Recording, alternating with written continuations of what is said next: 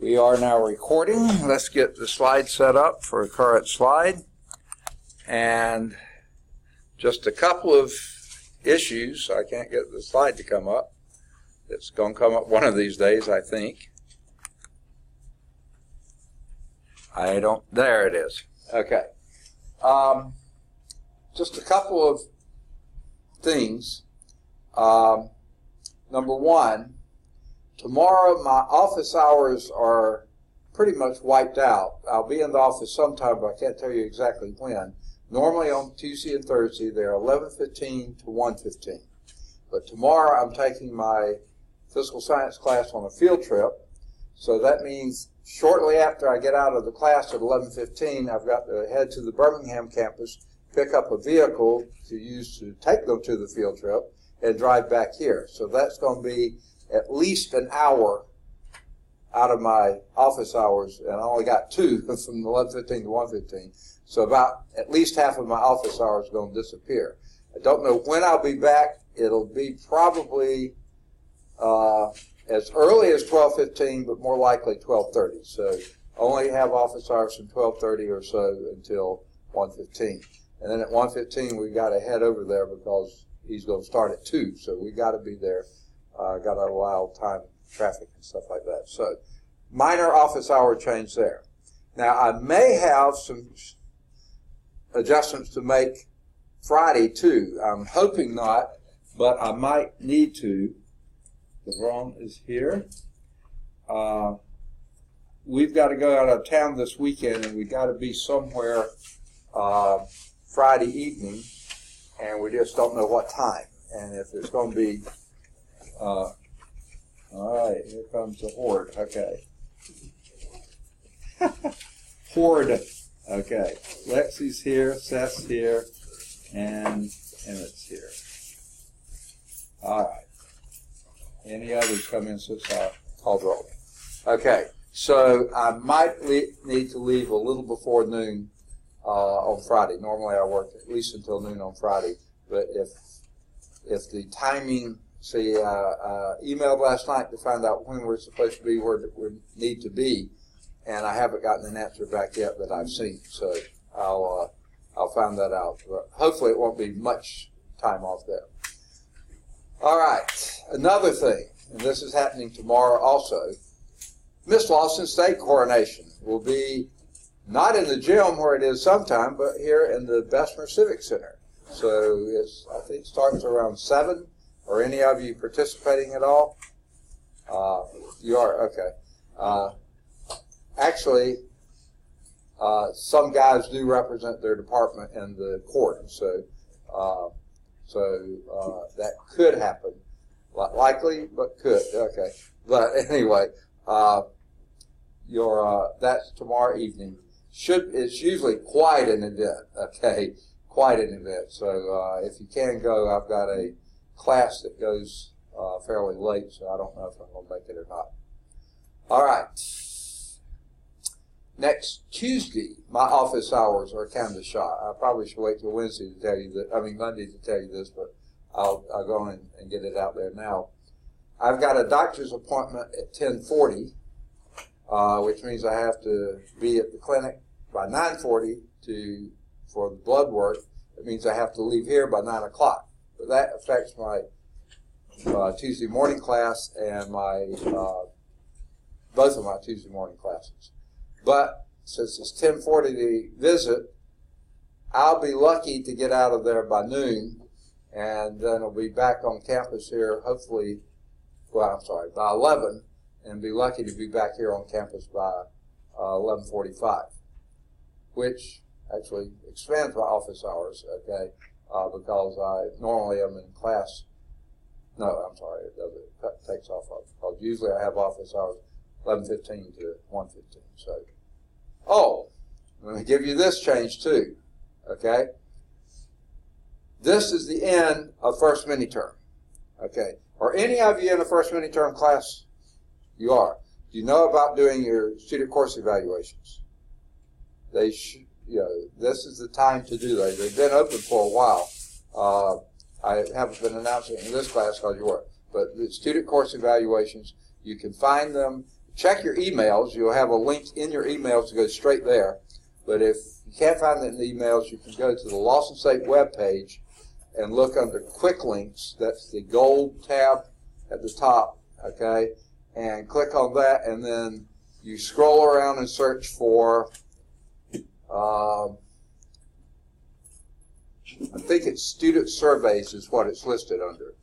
So look under student surveys, click on that, and ultimately you'll find how to do it. Pretty simple. I think it's the same as your email login and password. It tells you what your login and password are, so it's either birthday or ID number or something like that. I think your ID number may be your 1Q, right? Right. Okay. Anyone else come in since it's hello? Okay. Now,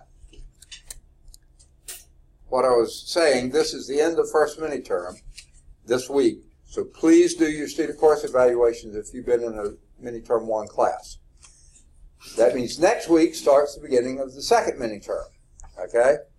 Now, 2 things to do with that. One thing is sometimes they ask for midterm progress reports, which I was planning to do anyway because we've had 2 quizzes, 2 tests, and I can see if anyone's getting into a little bit of trouble and maybe doesn't have a C average, then we do a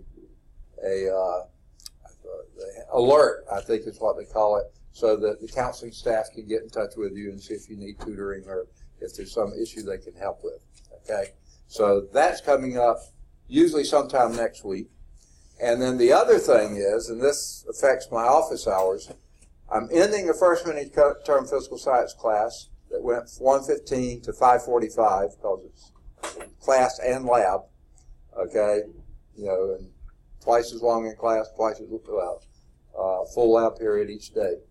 And the second mini-term physical science class, because the automotive students need to take it, but they don't get out of they're on what they call block scheduling, and they have a 1 o'clock to 3 o'clock block on Tuesday, Thursdays, so they can't start until 3:15. So for the second mini-term, my class will be going from 3:15 to 7:45. So that means I have more office hours in the day on Tuesday, Thursday. It'll be 11:15 until 3:15. So doubled my office hours on Tuesday and Thursday. So, but that starts next Tuesday, not this week, but next week. All right, I think that's all. Plenty, isn't it? Just noticed something I forgot to do. All right. Anyone else come in since the call roll? Okay, let's get down. Any questions on anything we've covered so far? All right.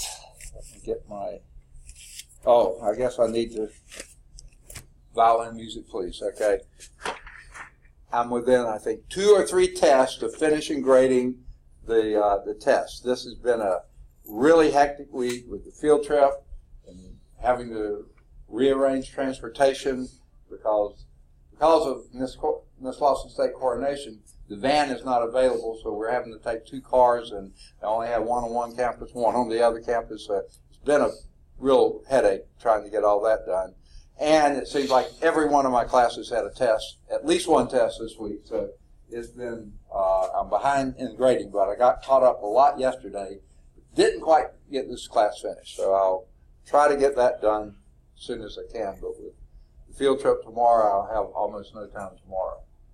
All right, that's my sad song.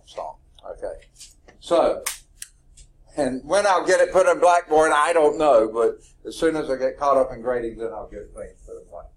But you can come see your test anytime you want to, or your quiz if you need to see that. Which leads me to a few people haven't turned in the second quiz. Probably I'm preaching to the choir here. I think probably most of you, if not all of you, have. And so therefore some of you haven't taken the second test, so please get that caught up. But I bet you that's the empty seats, I'm guessing, that haven't taken that. Okay. Any questions? All right. And that's why I keep telling you my office hours, so that's a good time to catch those things up. All right. If no questions, we're in section 12.2 under Objective 12.2A. We just barely got this started last time, and we're right at the, here's Pablo.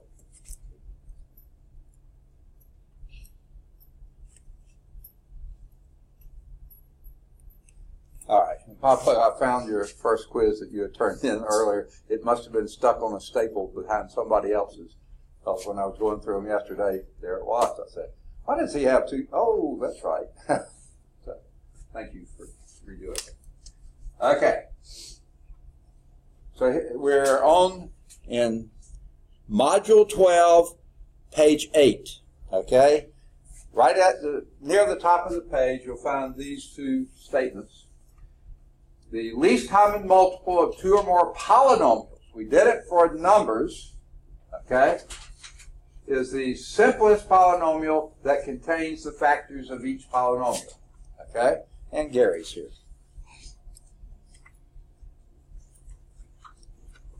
All right, turned out to be fairly good attendance today. Okay, of each polynomial. To find the least LCM, least common multiple, we'll also call it least common denominator most of the time, of two or more polynomials, just like we do with numbers, first factor each polynomial completely. The least common multiple is the product of each factor the greatest number of times that occurs in any one factorization. So let's say you had a x plus 3 here, and you had a x minus 5 here, x minus 5 squared here times a x plus 7, okay? Well, this has two x minus 5, so your least common multiple has to have two of those, one of these and one of those. This one you don't have to repeat because you already got it covered in the other. So that's what I mean. Just like we did with numbers, we do with the factors, okay, of the polynomials. So let's find the least common multiple of these two polynomials. What's the first thing you do?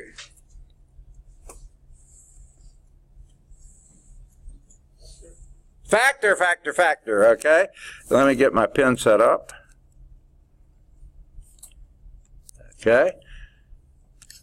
We hope this one will factor. Anyone want to hazard a guess? Anybody? A little louder. X times x plus and minus 3 and 2 in that order. Second. Let's try it. 3 and 2. All right. Always check. The other way. All right. The other way. Y'all are getting good at this. You don't have to check it. You can tell. Okay. But it's a good idea to check. Okay. So there's the first factor.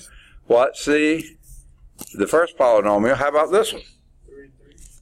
3 and 3. Plus and minus x and x. Okay. Perfect. Now, I don't see any common factors, do you? Yeah, you just got to take the negative 1 out of the other. Aha! Good choice.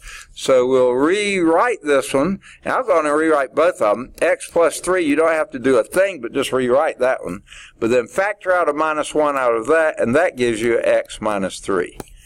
Okay? So the least common multiple of those two now is... Okay, x minus 3, I got that one.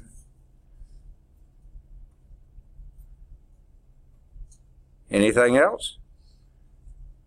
Now, we're not looking for the only common factor, it's the least common multiple. So the thing that contains every one of those. You have to include the x plus 2. You have to include the x plus 3. Now, this will go into that, and that will go into that. What happens to the minus sign? Okay. Now, I was just going to get to that. On this, it's not, and you see, the plus or minus ones you usually don't count. I just realized that I just skipped some of the things when I looked to see. Because plus or minus 1, you don't have to worry about those. This will go into this, x plus 3 times. This will go into that minus x plus 2 times. So you see the minus sign, you don't have to write it down. You wouldn't hurt to write it down, but you don't have to. If you write it down here, then that one will have a minus sign when you do it into this, okay? Because that's a plus, and yeah. So the plus or minus 1 you never have to write down. So don't worry about that. You have to remember it's there, but you don't have to write it down in the common multiple. Okay. Now, it seemed like y'all were a little hesitant on that. Let's just say, what if the problem had been, what's the least common multiple between 6 and 9? What's the least common multiple there? Okay. 3 is the least common factor. I said multiple. This is 2 times 3. This is 3 times 3. Least common multiple has to have every one of those at least the maximum number of times it shows up anywhere. So it's got to have a 2. It's got to have 2 3s. That's going to be 18. You can look at that. Least common denominator is 18, right? Okay. Same thing here. Every one of them has to be represented in the answer. This has to be there. This has to be there. This has to be there. And that, of course, also has to be there. As long as they're all there, you got it covered. The signs don't matter in the common multiples. You have to keep track of them. You can't throw them away. But that's what we got. Now, like I said, I just realized I skipped some verbiage in the book they didn't put on the slide set. They got plenty of room. They could have put it on. Let's see how they did this one. Then I'll go back and do the others. Can I erase this? Everybody got it? Okay. So let's see how they do it. Solution is, factor the first one, x minus 3 times x plus 2, just like you did. Factor the second one. And what they did, they got it in descending order to begin with by factoring up the minus 1 here. Okay? So minus times x squared minus 9. So you flip those two. If it's a minus sign there, you can pull a minus sign out. And then that gives you negative x plus 3 times x minus 3. Exactly the same answer we got. We just went about it a different way, and they both come out the same way. As long as all your steps are correct, you should get to the same destination. Okay? So what's the least common multiple? Has to have every one of these factors. An x minus 3, an x plus 2, already had, and an x plus 3, already had the x minus 3, so you don't have to do it again. And the minus sign, it'll show up in the rest of the work later. Okay? You don't have to worry about it in the least common multiple. Okay? Any questions? Now, if there was a 2 in there, or a minus 7, then you probably have, you do have to include at least a numerical value.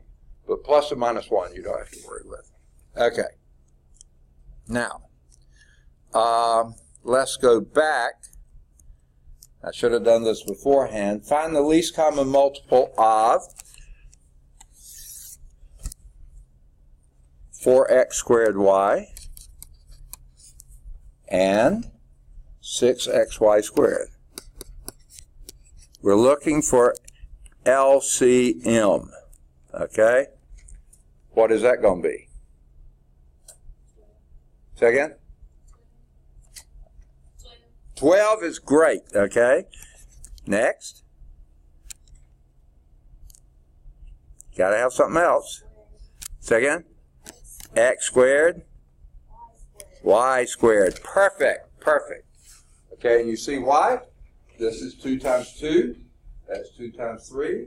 So you have to have a 2 times 2 times 3. Okay? That gives you 12. X times x, x. X times x. Y and y times y. Y times y. The most number of factors that show up in either one of the factors. Okay? So, got it. Any questions on that? Okay. How about this one? 4x squared plus 4x and x squared plus 2x plus 1.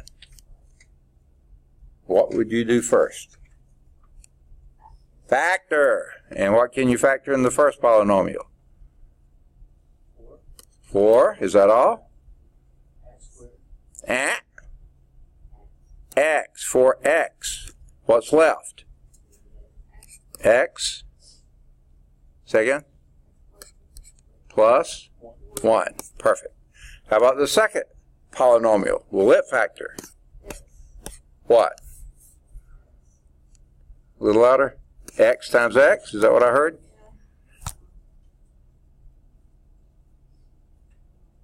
Signs. Plus plus. 1, 1. Okay.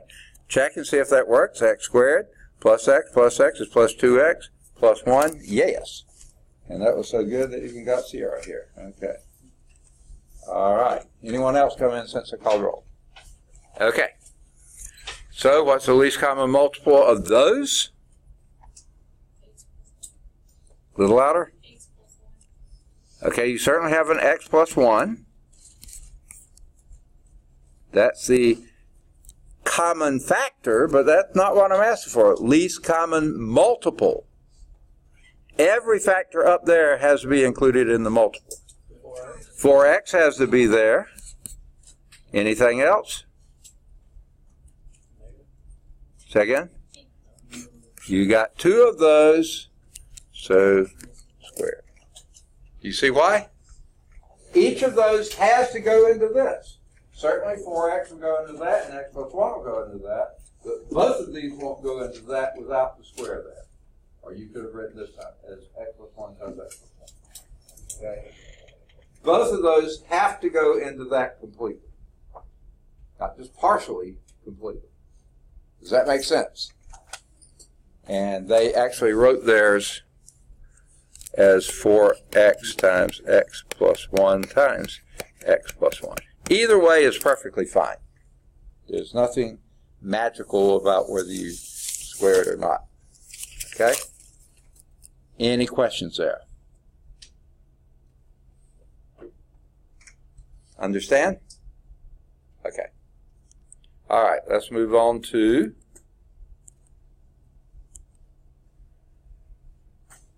all right. Now, why were we doing all that? Because when you're adding or subtracting fractional forms or rational expressions, it is often necessary to express 2 or more fractions in terms of a common denominator. So what we've been calling a least common multiple, just any polynomials in general, is now going to be least common denominator, which you're probably used to saying. We can use as a common denominator the least common multiple of the denominators of all the fractions.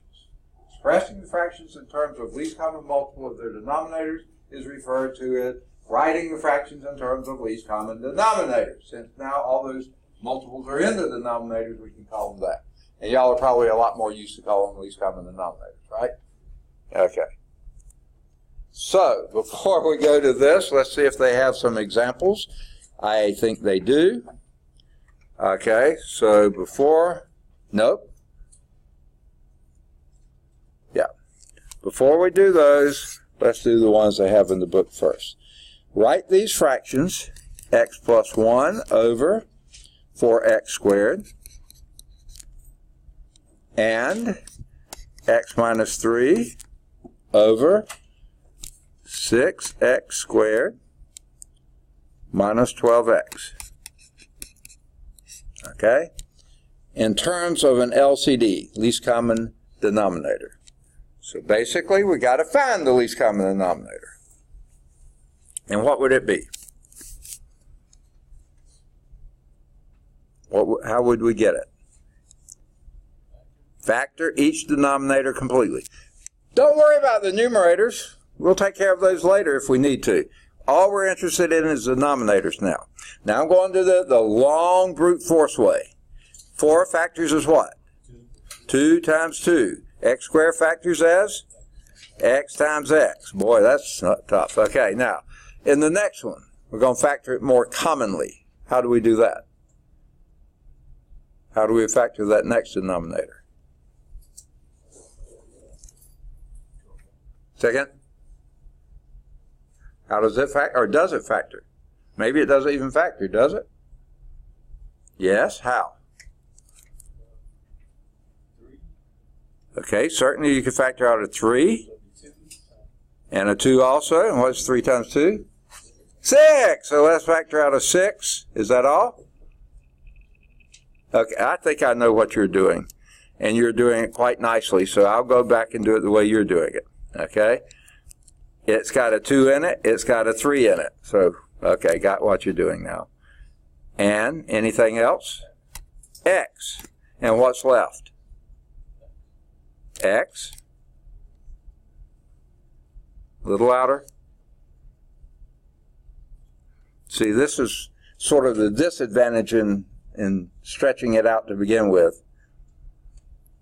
What I was wanting us to do, and see if, whichever way you see best, let's factor out the greatest common factor, which was 6x. And what is that? What's left?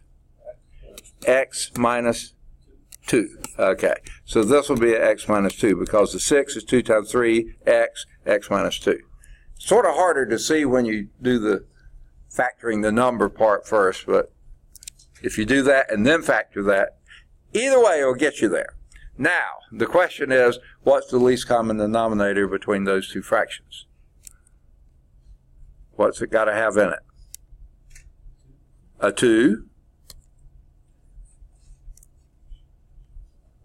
Another 2. And a 3. Just an x? X times x times x minus 2. Okay, okay. I could write it, combine it. I'm going to leave it like that for a moment. That's my least common denominator. Okay? Now, this is how I do it. You don't have to do it this way. It just helps me see things better. Okay? So, I'm going to rewrite that first one as x plus 1 over 2 times 2 times x times x. Okay? And I'm going to write the second one as a x minus 3 over 2 times 3 times x minus 2. Okay.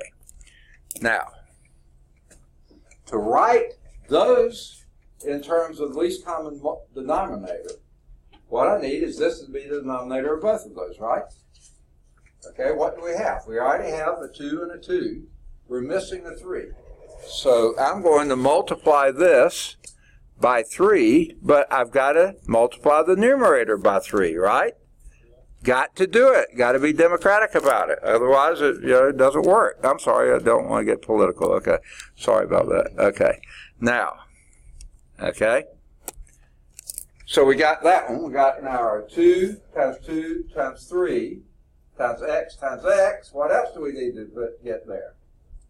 And x minus 2. So let's put that up there as well. Yeah, but if I put it in the denominator, guess what? Got to put it in the numerator as well. X minus 2. Okay, now we're going to do the same thing to the next one. We got the 2. We got the 3, but we need another 2. So I'm going to put another 2 here, but that means we have to put a 2 up there. So now we have our 2 times 3 times x times x. We need another x. I really need it by the 2, but I'm going to put it by the 2. So let me erase the 2 and put 2x. 2 times x. That's just to get it out in front. Okay? So we got the 2 times 3. Oh, I better put it down here too. There's that x. Okay? I think we got it all now, don't we? Alright, so what does that give us up here? And you don't have to go back and multiply everything together. I would multiply the monomials, but that's all. This is 3 times x plus 1 times x minus 2 over, now let's combine all those together. What's 3 times 2 times 2? 12. What's next? X squared times x minus 2. Okay? And this one would be 2x times x minus 3 over same denominator, 12x squared times x minus 2. Now you could go back and multiply everything through, but why? Okay? All right. Let's see how they did it. Oh, they did multiply everything together. Boo hiss. Okay. But notice they do have the 12x squared times x minus 2 in both of the denominators. And they went on and multiplied these. So let's multiply them. For all this, and what you get? Help me. X squared minus 2x plus x minus 2 over 12x squared times x minus 2. And this one would be, oh, that one's already done. Oh, no, let's multiply it through. What does that give you? Distribute. 2x squared minus 6x over 12x squared times x. Oh, they multiply that too, don't they? No, they... Duh! They multiply the numerator but leave the denominators factored. Okay. No real reason to do that, but they did it. Okay? And then, excuse me, got to sneeze.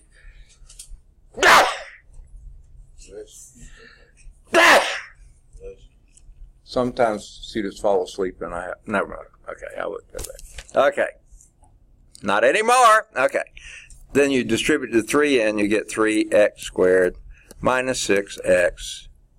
Oh, we didn't combine those two, did we? Let's do that first. That would be a minus x, so that'll be a minus 3x minus 6. Okay, let me clean that up a little bit. Okay.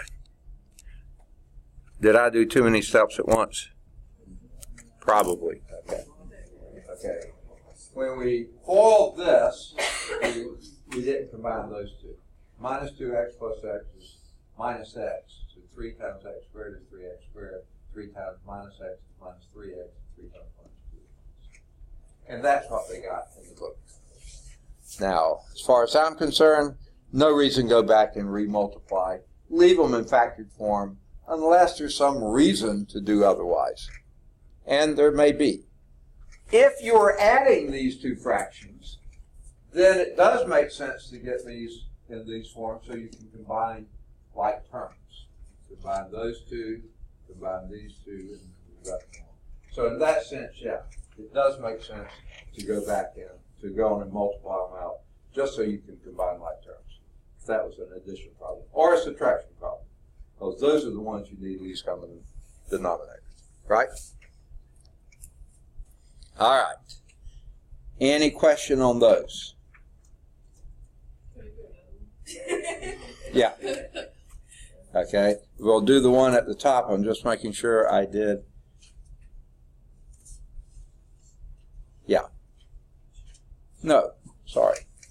I was looking on the wrong page. I couldn't even find it. Yeah. Now we'll do the one at the top, which is similar to what we just did. So, all right, to erase these. Everybody got them? Anyone still writing? Okay. All right, so let's do that one. Let's write these in terms of the least common denominator. Okay? What would be your, what do you do first?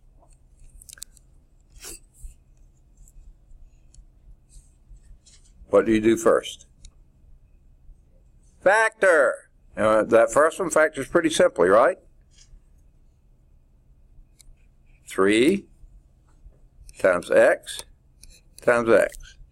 Next one factors as. And on this one, since there's no factor of 3, there's no real reason to string out the 2 times 2 times 2. Leave it 8 times x times y. Now, what's the least common multiple of those? And you can write your numerators in. Okay? What's your least common denominator? Okay, 24. Next.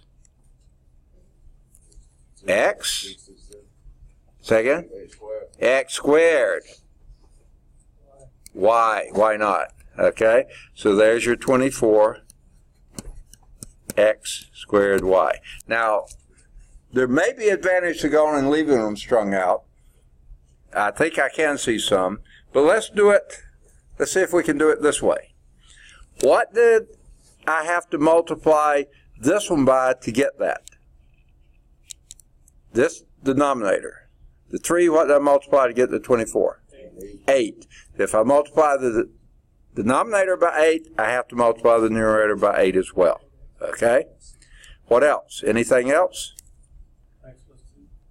No way. Okay, the 3 into 24 is 8. X squared into x squared is 1. But 1 into y is y. Why not? Times x plus 2. See, what I'm doing is going back, and in fact, you could do it up here too. What did I have to do to get this? Multiply by 8. Then multiply that by 8. The x squares came out okay. That multiplied by y down here, you didn't have there, so multiply the numerator by y as well. You see that? That's the advantage of writing all that there. Okay, what don't you see? Huh? Okay. All right.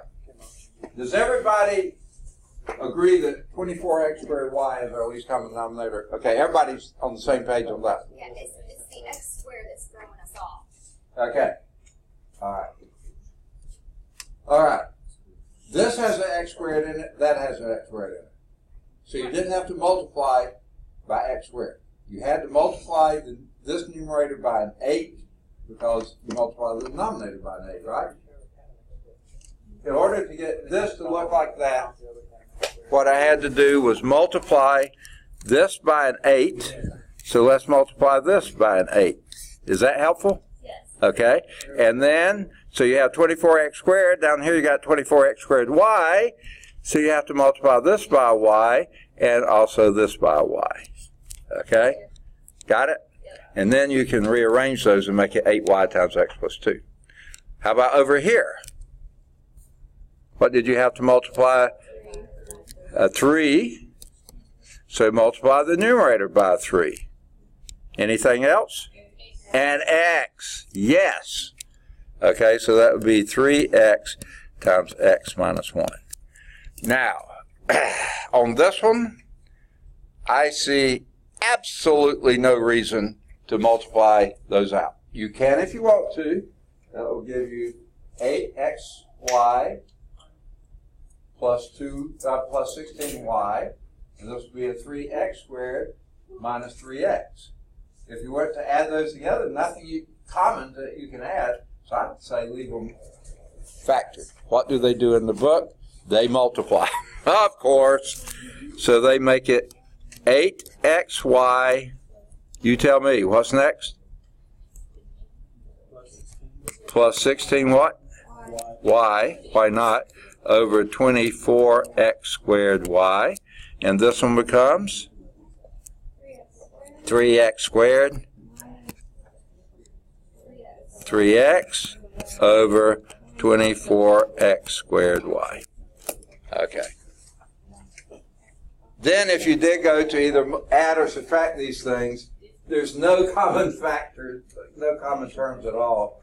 So you just add all those 4 together. Just write them out. Yes? Oh, okay. Why didn't we put a y in that one? In the second one. In the second one. Why did we put it here? Why didn't we put it in the other one? Why didn't we put it here? Because it's already here. It was already See, at the there's a top. y there, so you don't have to put a y up there. It's only the things that you needed to multiply. This is 8xy. To get this, you needed a 3 to make it 24. You needed an x to make it x squared, but the y was already there, so you didn't have to do a y there. Since it's already there, you don't have to. Right, exactly. Because you have it in the. Right. It's already there.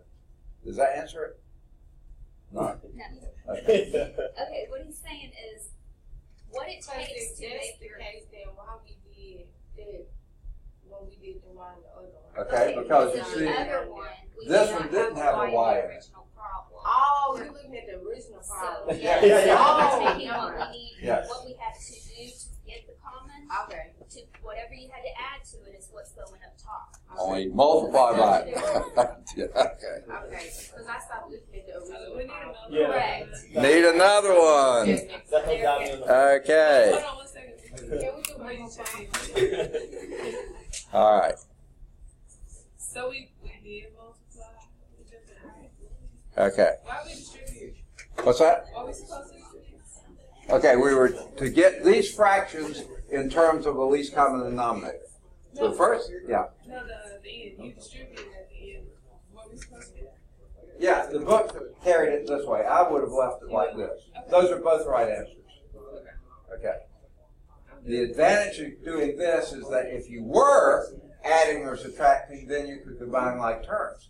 These have no like terms, so you just have to write them all out. You know, if you're subtracting, you can change the signs in a second.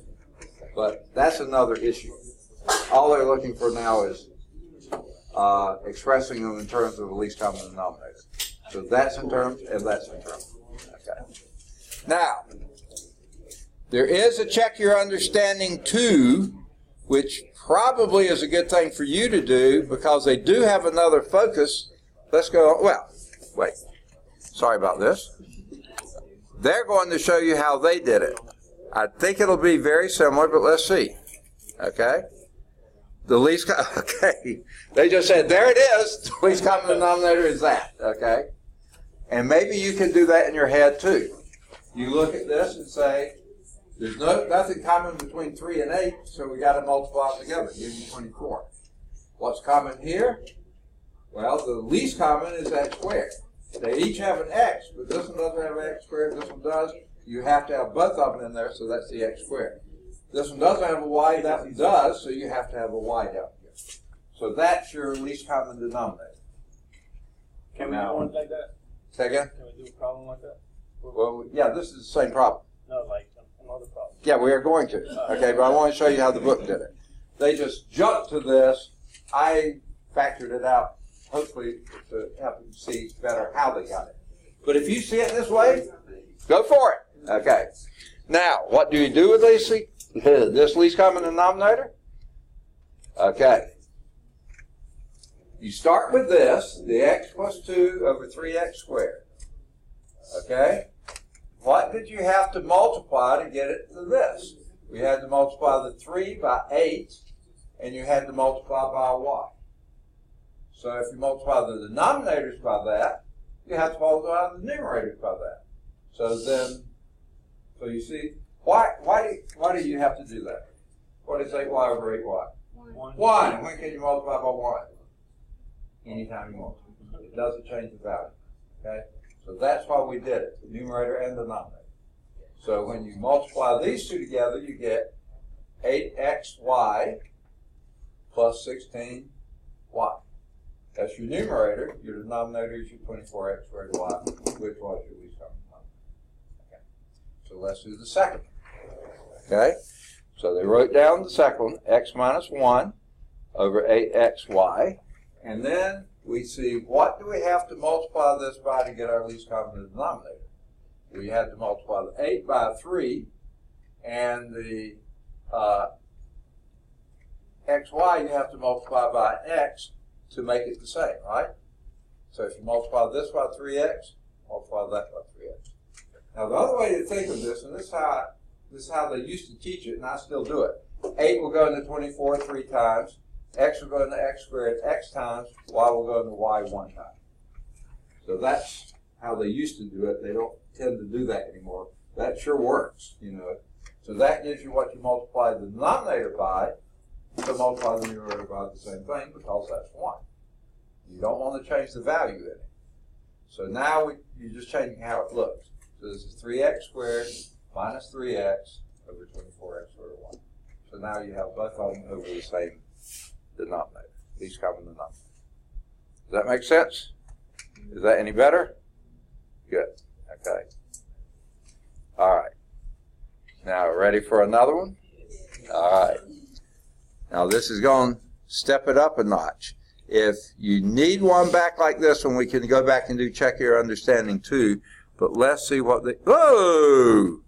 Look at them. Shame, shame.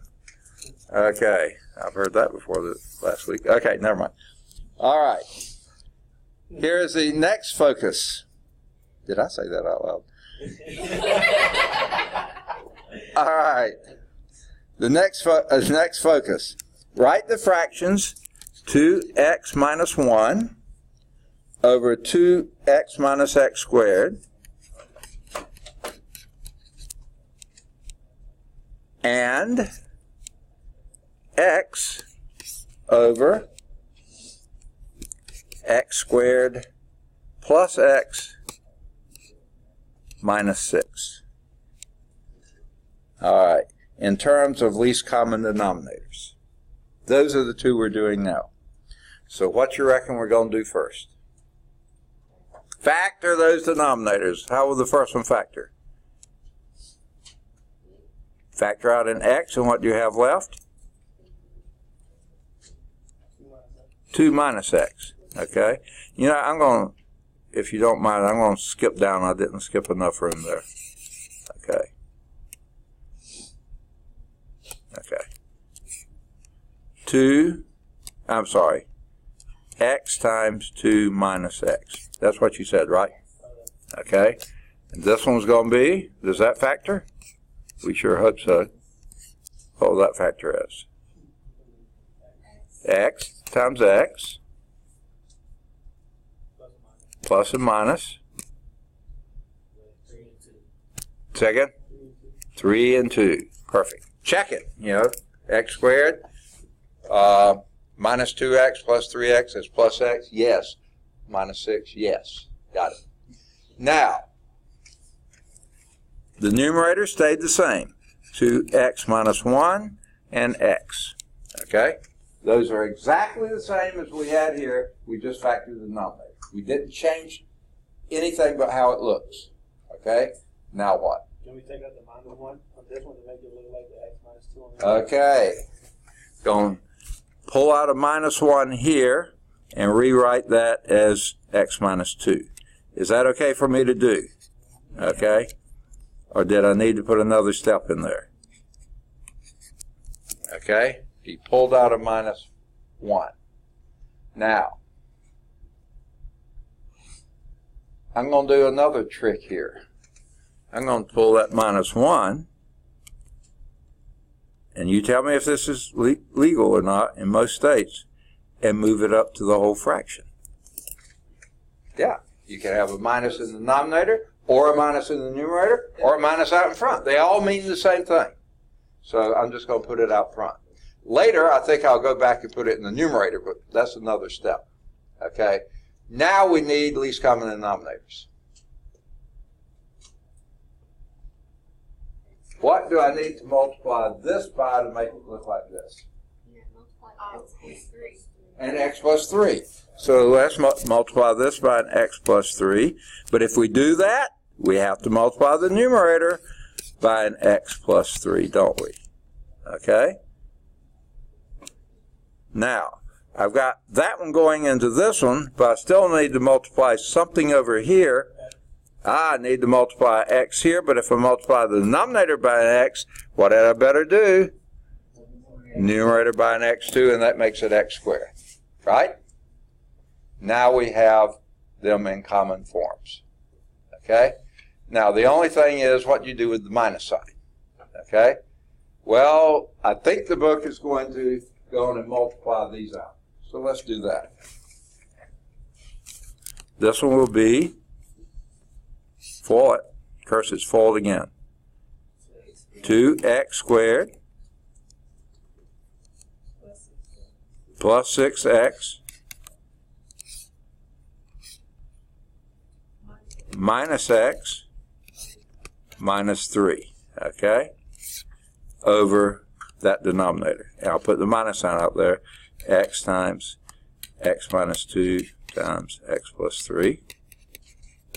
And the new numerator here, that's just the same. I'm not going to write it again. Okay, now, if indeed you were adding these two things together, what I would do is take this minus sign and distribute it across these. Well, okay, I'm sorry. Let's combine those. Combine like terms. 2x squared plus 5x minus 3 over x times x minus 2 times x plus 3. All right. Now, if I were adding these two together, then I would take this minus sign and distribute it across here. Make this minus 2x squared minus 5x plus 3. Then if you're adding them together, that would give you a minus x squared. Yeah, blah, blah, blah. Yes? When we multiply the second fraction's denominator by x, do we not have to multiply the numerator by x? Yeah, I did. I just put it. Oh, It wasn't x. I just made it x. I was lazy. Sorry. Emmett made me be lazy.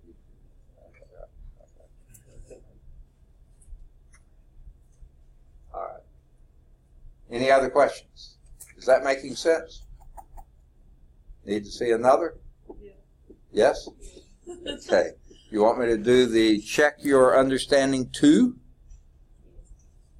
Would that be good? Okay. All right, to erase? Or are y'all still writing? I see some writing going on. Anybody? Still? Okay. All right. So, check your understanding too. That's more like this focus. Or would you rather do check your understanding 3? I mean, we could do either one or both. Want 2 or 3 or both? Or either, or whatever. 2. Let's do 2. X minus 3 over 4xy squared. That's the first one. And 2x plus 1 over 9y squared z. Where did that come from? Okay. Fine. All right. Now, we want this over least common denominators. What's common between 4 and 9? 36. Absolutely nothing. So the least common denominator is going to be? Multiply them together. Because they don't have any common factors. 2 times 2, that's 3 times 3. So what you're going to have to do is multiply this one by 9. So let's do that. Multiply by 9. Okay, but if I multiply that by 9, I have to multiply the numerator by 9. Right? Okay. Now, next. Oh. Let's go on and do the other two. We'd have to multiply this by 4, right? And that by 4. All right. And what? Z. Okay, that one has a Z, that doesn't. So let's include a Z here. And then you'd need a Z up here. And then on the other side, an X here and an X here. Okay? Do we have it? Okay, let's see. 36 x y squared z. 36 x y squared z. Yes, they're the same. So our common multiple here is 36 x y, common denominator, x y squared z, 36 x y squared z. Yes, yes, yes. What about our numerators? 9xz, or zx, it doesn't matter, minus 27z, and that sounds like a carb, maybe not. Okay, next. What's that? 8x squared plus, say again, 4x. Okay, got it.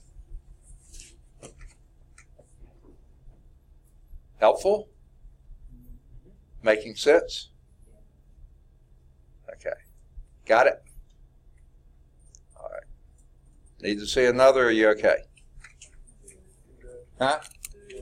Good? Okay. All right. Last thing in this section. Okay, there's a check yourself 3. We didn't do. Please do that. As soon as you can after class, do it. Okay? Then you have 6 practice problems.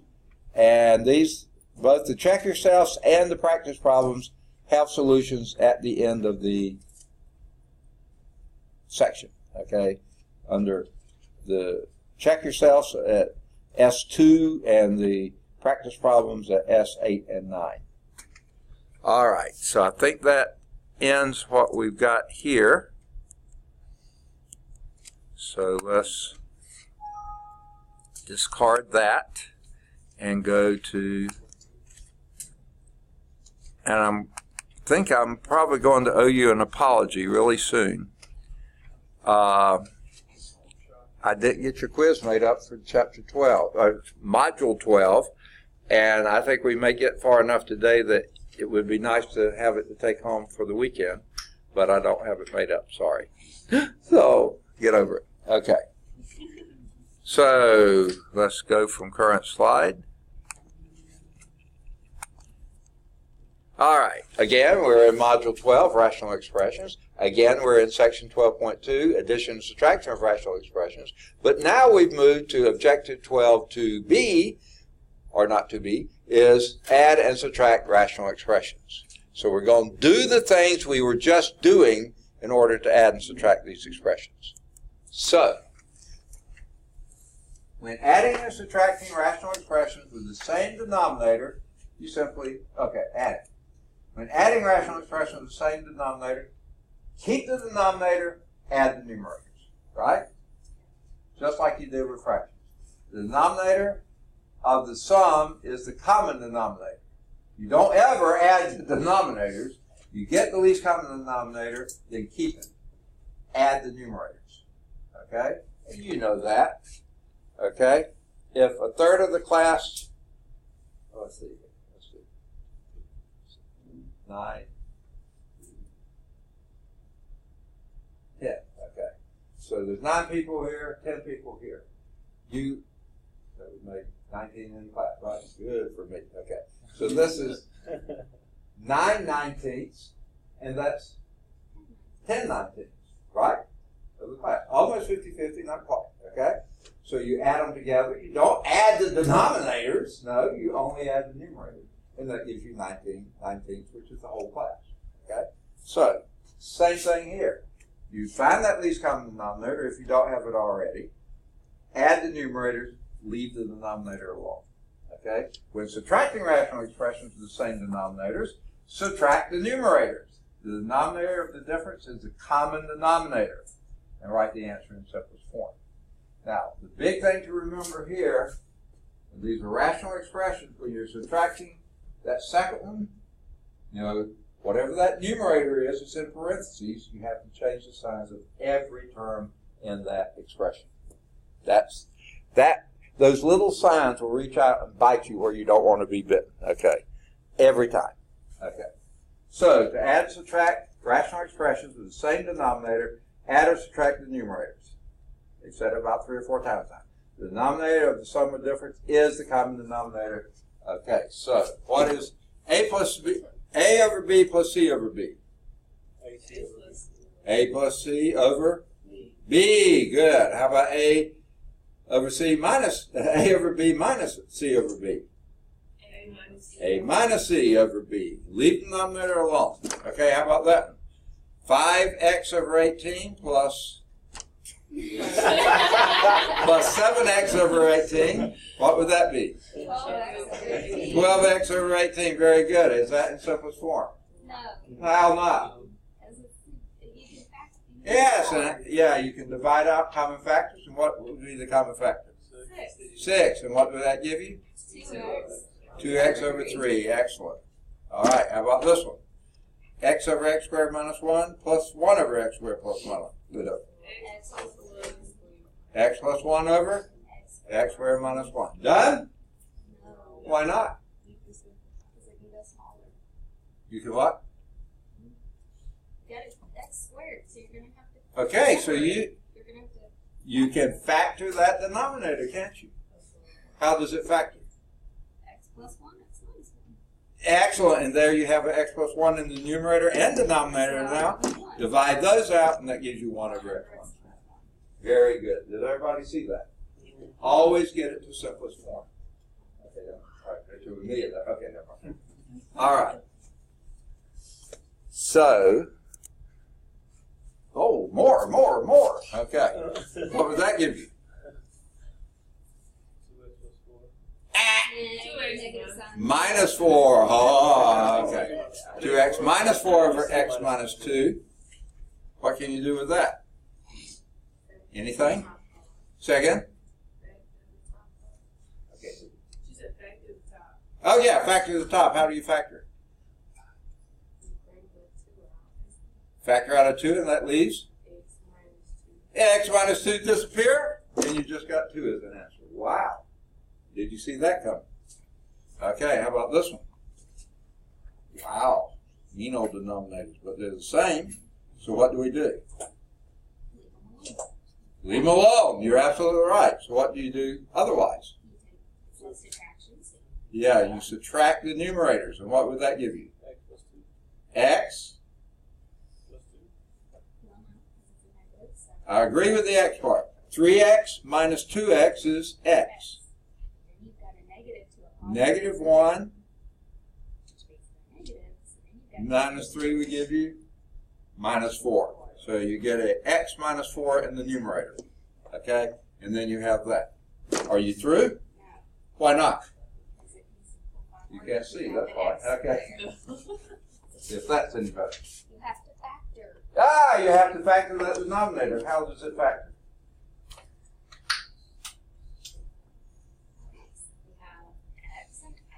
X and x. Minus and a minus. Yeah. 4 and 1. So x minus 1 times x minus 4. X minus 4 is go out and leaves you 1 over x minus 1. Very good. Work them out. You don't have to do them in your head. But I can't cover my board and do them at the same time. I'm not coordinated enough for that. Okay. Good deal. Any questions on that so far? All right. Before two fractions with different denominators can be added or subtracted, guess what you have to have? Common denominators. Each fraction must be expressed in terms of a common denominator, and that's why we did everything we did in the last section. In this text, we express, each fraction in terms of the LCD, which is the least common denominator, which is the least common multiple of the denominator. Blah, blah, blah. Okay. Now, you can do any kind of common denominator, but if it's not the least one, then you have all these extra factors you're dealing with. It's so easy to make mistakes with them. So it's usually a good idea to get that least common denominator. All right, so let's do, before we do these two, let's do the one that is at the top of the page, 11 of Module 12. So let's, whoa.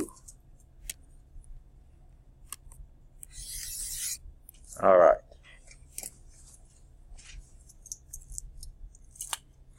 Okay. Let's add these. X minus 3 over x squared minus 2x plus 6 over x squared minus 4. All right. How are we going to add those? First question, do we have same denominator? No. So what do we do to get a common denominator? Factor everything, well, factor denominators. Okay, and what does that give you in the first denominator? First denominator. X. Say again. Times x minus 2. Okay, how about the second denominator? Will it factor? Help me. X minus 2, x, second, plus 2. Perfect. Okay, we need those to be common, don't we? So what do we need And our numerators, by the way, are x minus 3 and 6. Okay? Now, what do we need over here that we don't have? What do we need over here that's there that we don't have here? X plus 2. So we're going to multiply this by x plus 2. But if you do that, you also have to multiply the numerator by x plus 2. Okay? Now, what do you have, are you missing on this side that you have on that side?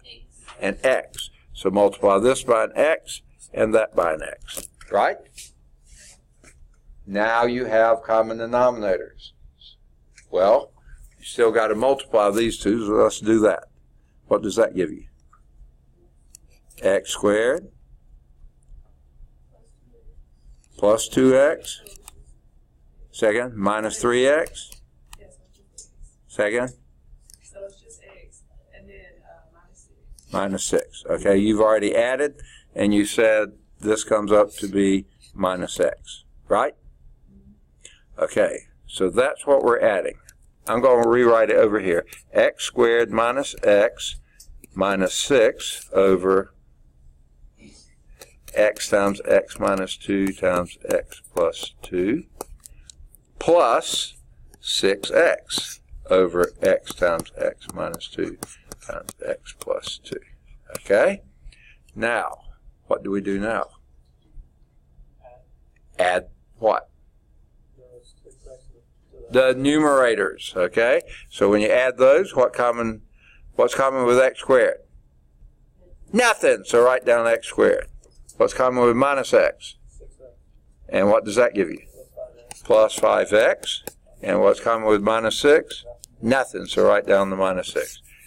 Over x times x minus 2 times x plus 2. Now, what's a good idea to do now? See if the numerator will factor. Any guesses?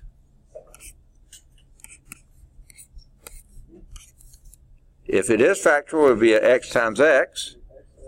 And then you'll have a plus or minus, you said? Plus and minus. 6 and 1. That will factor, but it doesn't give you anything to divide out. So it was worth a shot, but it doesn't help you any. So you can either leave the numerator in factored form or the form we had it before. No reason to multiply the denominator together. If you want to, you can. It's correct. It's the right answer, but it's just extra work. The numerator, that was a little extra work, but we had to do it to see if we had any common factors. So our answer is x plus 6 times x minus 1 over x times x minus 2 times x plus 2. That's it. They wrote it out that way. X plus 6 times x minus 1. Oh, is it that time already? We're just beginning to have fun. Oh, we were always having fun. All right. Sorry I didn't get, well, we actually didn't quite finish 12.2B, or not to be. So we'll pick up next time with this focus. Okay? And we'll go from there. You got some things to work on? Work on them. All right. Any questions? Good deal. Have a good weekend, folks. All right. And of course, working on math problems will make it good, won't it? Yes. All right.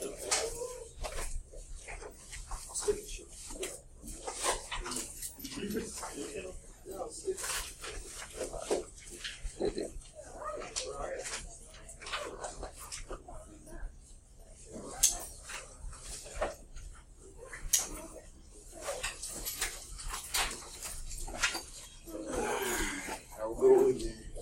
All right, have a good weekend. Thank you.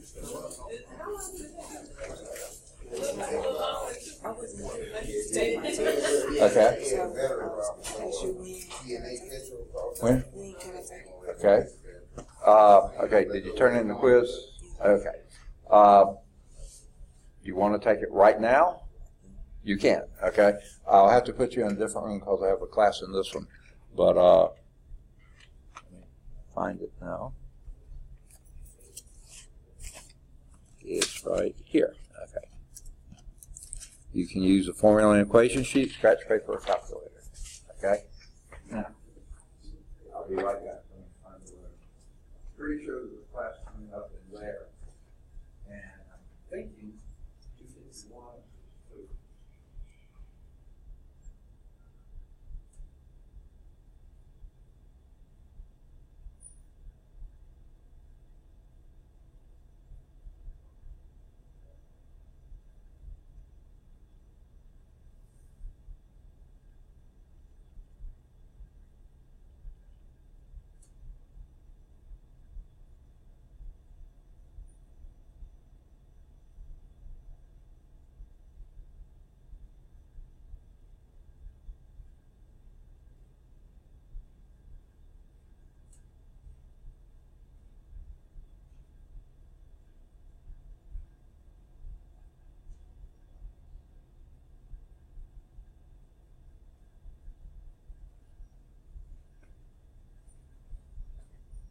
Just ruminating over that, or did you have a specific question?